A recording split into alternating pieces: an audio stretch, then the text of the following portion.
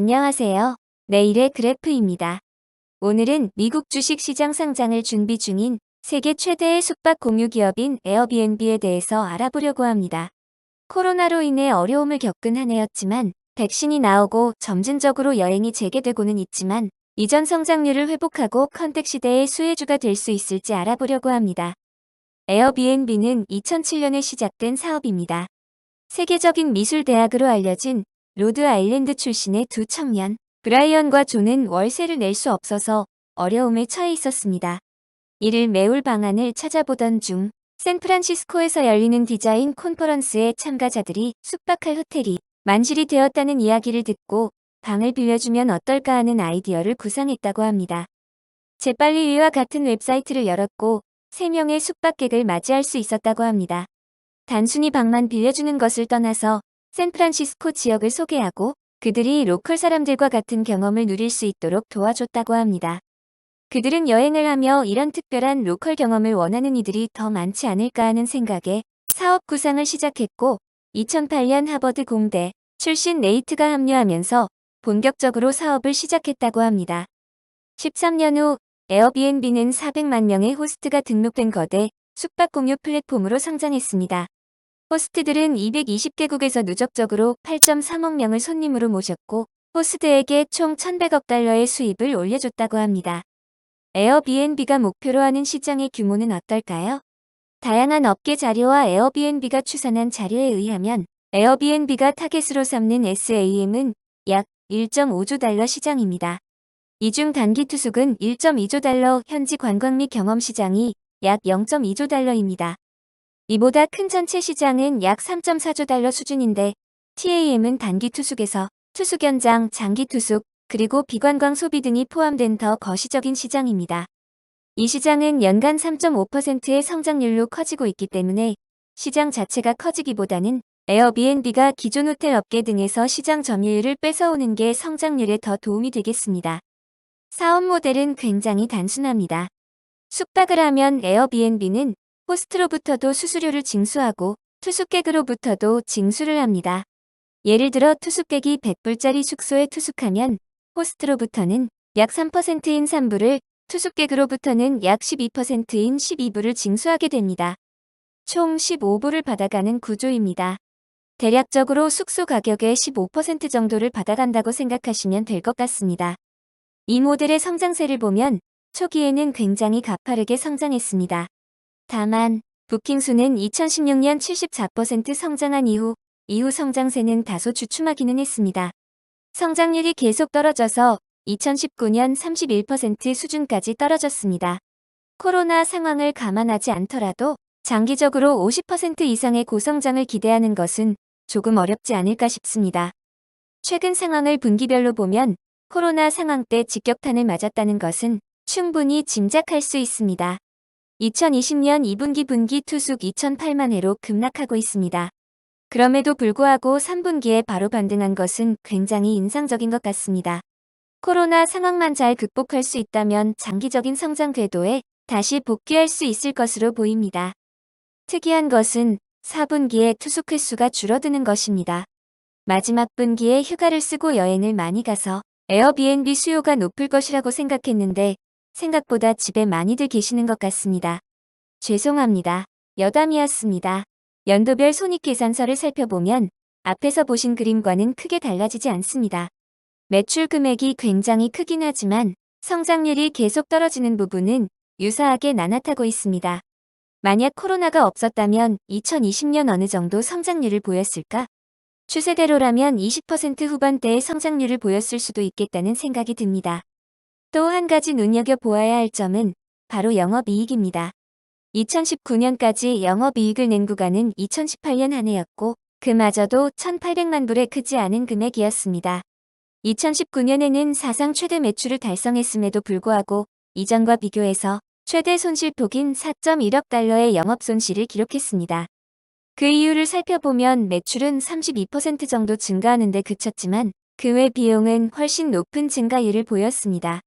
특히 상품 개발은 69% 증가했고 세일즈 마케팅 비용은 47% 증가했습니다. 상품 개발 비용이 증가한 것은 조금 이해가 잘 안 가는 게 플랫폼이 어느 정도 구축이 되어 있는데 이를 보완 및 개선하는 정도는 이해가 가지만 추가적인 상품 개발이 어떤 의미인지 와닿지는 않는 것 같습니다.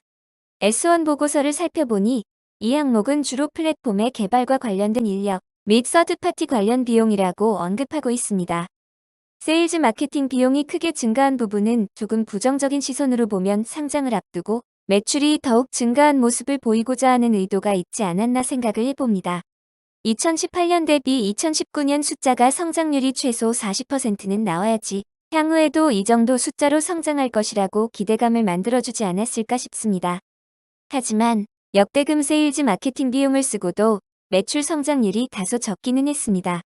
그래도 긍정적으로 생각하는 부분은 코로나로 인해 에어비앤비의 거품이 어느 정도 거치고 실제 숫자는 어떤지 볼 수 있는 좋은 기회가 된 것 같습니다. 상관관계가 높다고 볼 수는 없겠지만 올해 9개월 동안 세일즈 마케팅 비용을 마이너스 54% 감소시켰지만 매출은 마이너스 32% 감소에 그쳤습니다. 코로나를 통해 비효율성을 제거하고 더 효율적인 조직으로 거듭나지 않았을까도 한번 생각해 봅니다. 최근 지역별 추이를 보면 해외는 비행이 거의 불가능하기 때문인지 너무나 높은 마이너스 성장률이 보이고 있습니다. 미국 내 투숙에 대해서는 미약하나마 회복세를 보이고 있습니다. 결국 코로나가 백신이든 치료제든 회복이 되어야 다시 성장을 할 수 있겠습니다. 오히려 최근 주식시장은 향후 코로나 시대 이후를 점진적으로 바라보는 쪽으로 향하고 있는 것 같습니다. 시장이 항상 최소 6개월은 앞서서 전망을 한다는 점에서 에어비앤비가 상장을 하기에는 좋은 타이밍인 것 같습니다. 분기별 손익계산서도 보시면 2020년 3분기 매출이 2019년 4분기와 유사한 13억 달러까지 오는데 세일즈 마케팅 비용이 많이 들지 않았습니다. 오히려 그 금액이 4분의 1로 대폭 감소했음에도 불구하고 이렇게 좋은 성과를 기록하였습니다. 다시 한번 비효율성을 상당 부분 줄였다는 인상을 받을 수 있었습니다.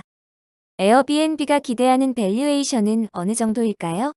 기사에 따르면 원래 에어비앤비는 약 300억 달러의 밸류에이션을 인정받았지만 코로나 사태 당시 가치가 180억 달러로 주저앉았다고 언급하고 있습니다.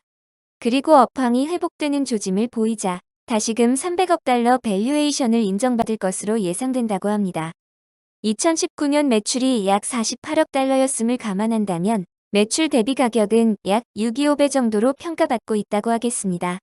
만약 코로나가 없어서 매출이 35% 정도 성장을 했다면 매출은 약 65억 달러 수준이고 이를 6.25배 정도 평가를 하면 약 400억 달러 정도까지도 평가받을 수 있겠습니다.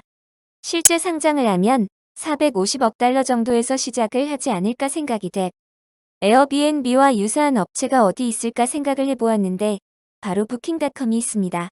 물론 부킹은 호텔을 중심의 예약 플랫폼이기 때문에 어느 정도 차이가 있다는 점은 감안해야겠습니다. 부킹닷컴의 최근 손익계산서를 살펴보겠습니다.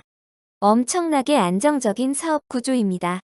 오히려 부킹닷컴을 알아보고 사야 하는 건 아닐까 하는 생각이 들 정도로 좋은 회사로 보입니다.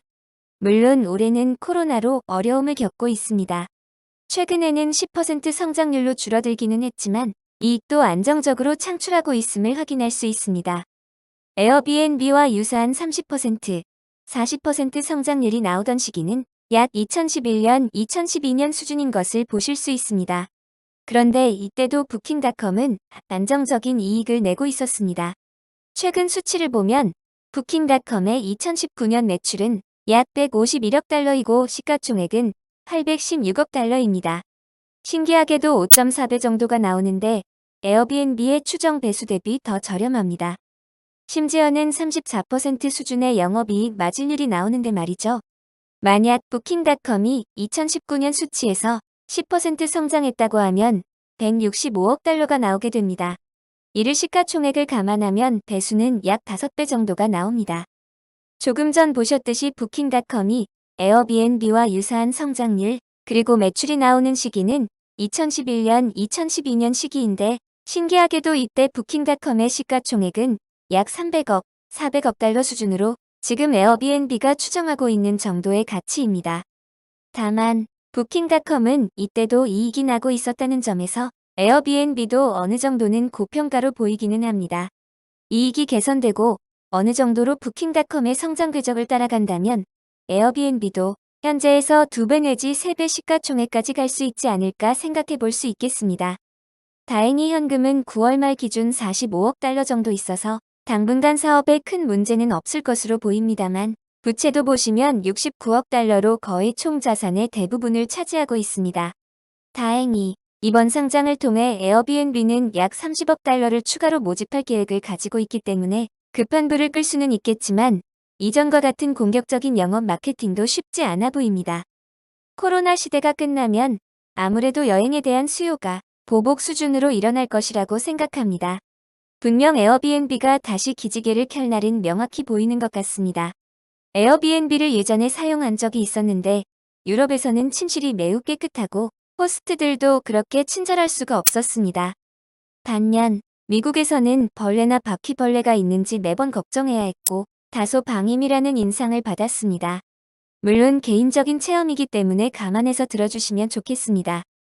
개인적인 관점에서는 급격한 성장률의 상승보다는 성장률이 하락하는 추세이고 아직 본격적으로 이익을 내지 못하고 있는데 돈을 더 잘 버는 안정적인 부킹닷컴보다 더 높은 밸류에이션을 쳐줘야 할지는 다시 곰곰이 생각해보게 됩니다.